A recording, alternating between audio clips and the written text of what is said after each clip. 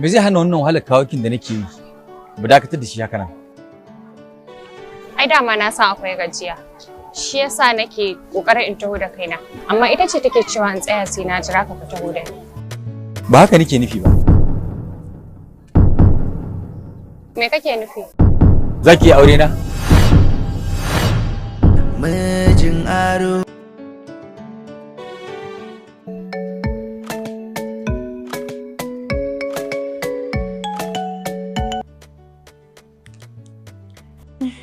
Shugaban marasa mutunci na Najeriya. Dama ke ai ba kya kira wai ki ce wai bari ki taso ki zo gidana ni dai kin zo don mai zumunci. Kwata-kwata ba kya daga cikin wa'annan ƙawayen. Sai dai kullum ki dinga damuna a kira ungulmin ki ya tashi.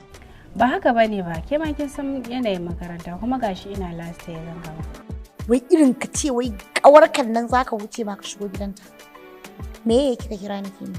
Ba damuwa insha Allah zan dinga shigowa tunda naga kamar kin dan samu kofar yamin gori. Ai gaskiya ce kuma kin san dai dole mu faɗa miki. To ina Fahad din naki? Fahad yana na lafiya kala, ke ma ina Amar din naki? Amar da zai fita. Ya je ya raka Khalisat. Amira, kanki ɗaya kuwa? Wai ko dai ba Amiran da na sani bane ba da. Wannan wace irin magana ce? Khalisat fa. Kin manta ya nake ne? Ai ba wani abu bane dan ya je ya kai ta gida. Na sani, Khalisat din. Naga dai ba kanwarki bace ba. Komai zai iya faruwa tunda naga akwai aure a tsakaninsu da mijinki. Kina da matsala.